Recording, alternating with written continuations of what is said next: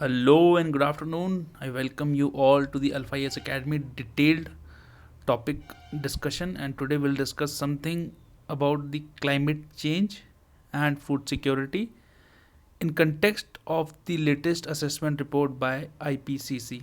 Okay, so let's begin. I hope you all are doing good. So what you have a assessment report of IPCC, that is Intergovernmental Panel on Climate Change, has come.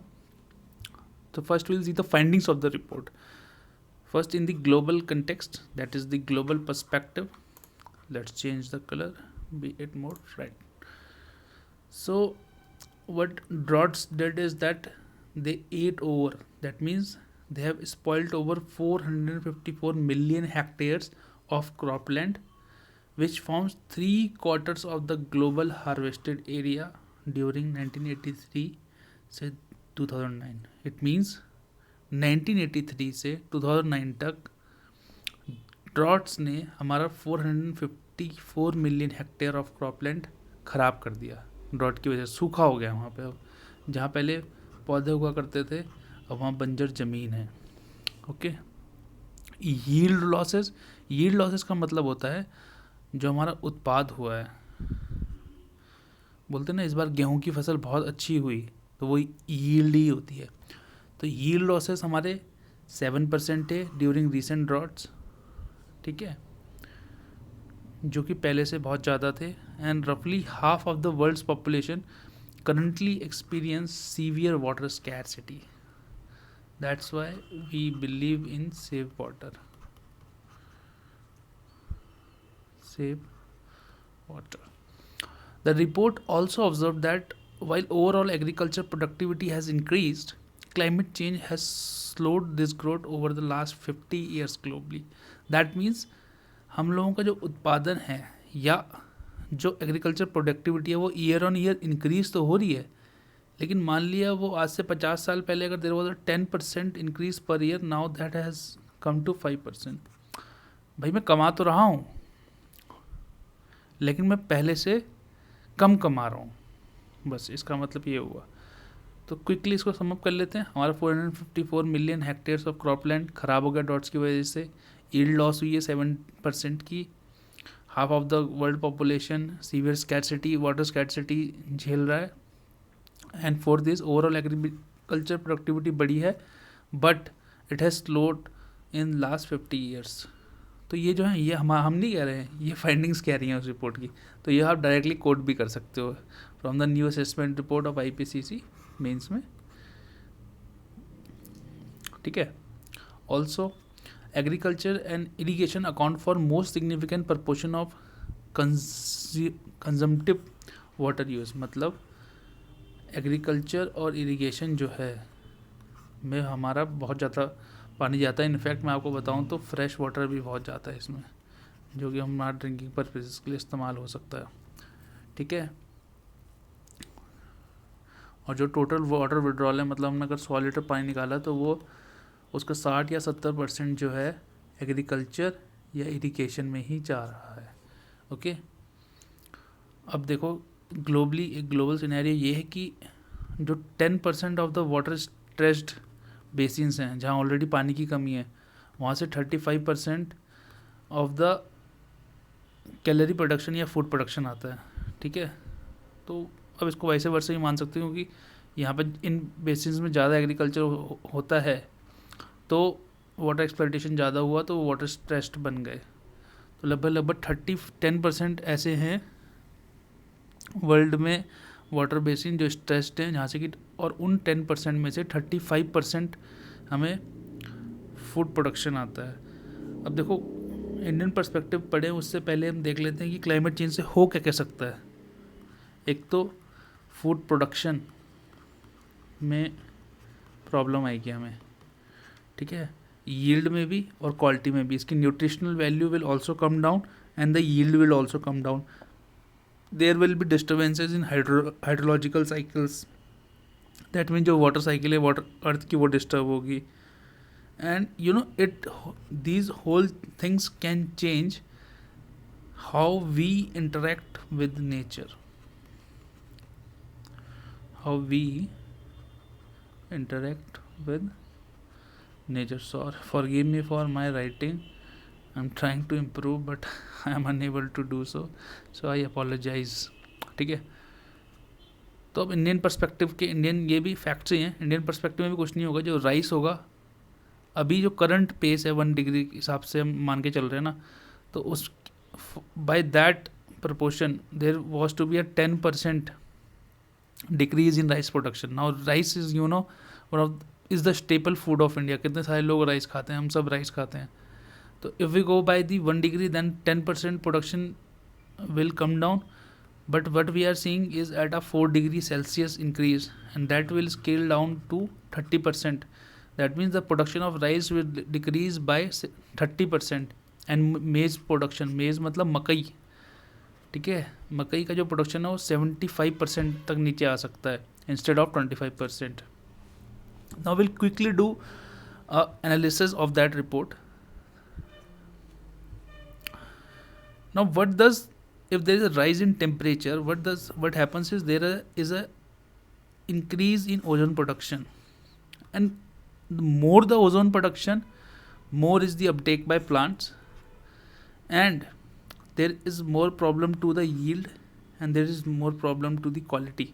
That is, there is a lower quality and yield become also less. Now food availability and nutrition quality पे उसका effect आता है, ये मैंने आपको बता दिया. Which eventually will when there is a effect of climate change on food availability and nutritional quality, it will lead to hunger, malnutrition and diet related mortality in the countries, in many countries of the world where the climate change is more severe. And of course this will impact our indigenous people because they have no access to the modern sciences and modern healthcare, and they might suffer more than the people of modern world. And there will be more impact on elderly, children, households, and of course that household low income. गरीब लोग, देखो कुछ भी होता है ना सबसे पहले गरीब मरता है, ये याद रखना बॉस. तो जो क्लाइमेट चेंज भी है ना, वो भी तो अडेप्टिबिलिटी नहीं निकाल पाओगे ना आप. जब आपकी इनकम लो होगी आप अडेप्ट ही नहीं कर पाओगे. मान लिया क्लाइमेट चेंज से कोप अप करने के लिए आपको इंजेक्शन लगाना है जो 2 लाख रुपए का है, आप ले ही नहीं पाओगे. So that's why our concern and our focus should be more on equitable now equal distribution should not be there and cannot be there, but more of equitable distribution of wealth, and at least basic services तो हमारी free होनी चाहिए, जैसे health and education. And these climate related problems will also lead to poverty, and there will be a when the yield and production is less, then there will be inflation in food prices, and it might disrupt trade and labor markets also.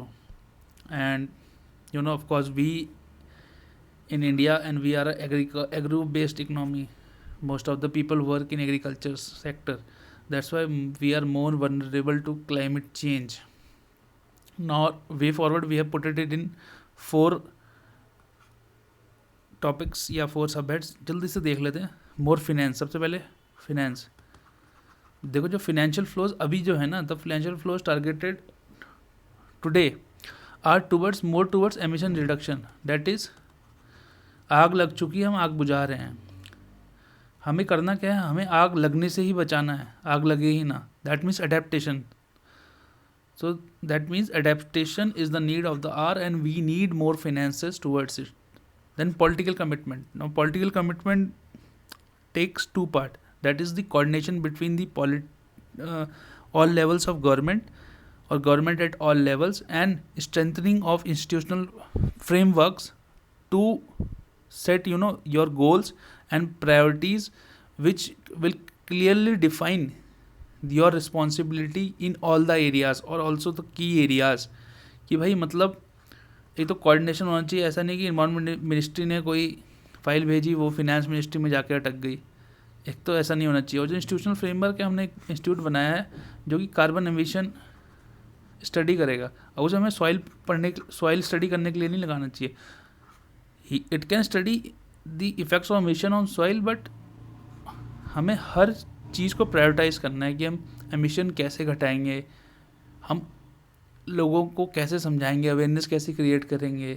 तो ये चीज़ सब चीज़ जो है ये policy document में बनती है, and that has to be implemented by heart and soul. Now harnessing the adaptive strengths of nature through measures like, अब हमें एनर्जी चाहिए क्या अर्थ से या इन्वायरमेंट से, उसे हमें एनर्जी चाहिए. तो there are very many ways. Agriforestry मतलब कि बीच में हम क्रॉप उगाते हैं, साइड साइड में इसमें हम पेड़ उगा लेते हैं. Conservation, protection and restoration of natural forest, और इसके लिए जैसे नेचुरल फॉरेस्ट प्रोड्यूस के लिए हमारे पास एक एक्ट भी है 2006 का, ट्राइबल राइट्स एक्ट. तो आप देखिए कितने ब्यूटीफुल एक्ट्स भी हैं. वो भी यही कहता है कि माइनर फॉरेस्ट प्रोड्यूस आप कलेक्ट करिए, लेकिन बड़ा बड़ा जंगल छोड़ दीजिए. तो वो क्या करता है, डेवलपमेंट वर्सेस इन्वायरमेंट को बैलेंस करते हैं ऐसे एक्ट्स. तो we need more of that. Then planting of diverse tree species. बोलते हैं ना कि don't put all your eggs in one basket, क्योंकि अगर वो बास्केट टूटी तो आपके सारे एग्स टूट जाएंगे. तो ऐसे ही डिवर्सिटी लाइए ट्री स्पीशीज़ में, ठीक है.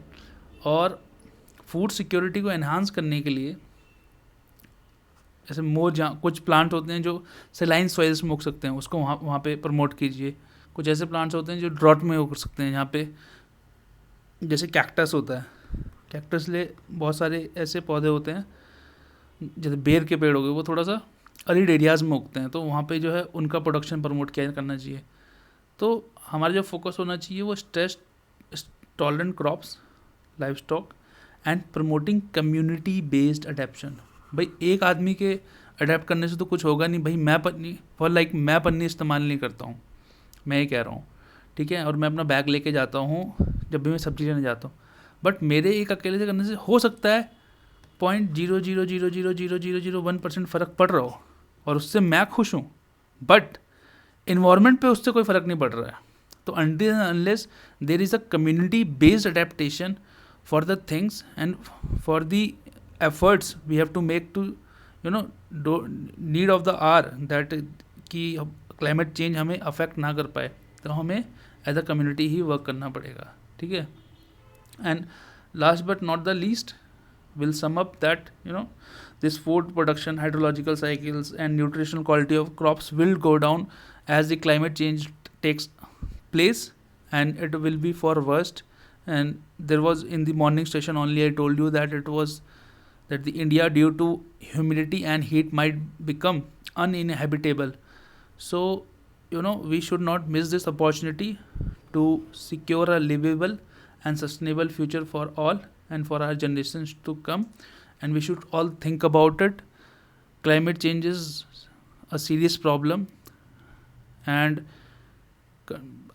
it is of great sadness that countries like US, when Mr. Trump was in power, they withdrew from the Paris climate change, and that was a very big jolt to the efforts being provided in the direction of climate change mitigation, and it should not happen again.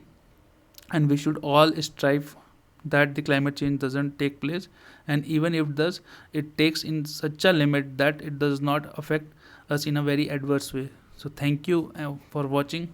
We'll see you soon. Take care. Bye bye. Tata.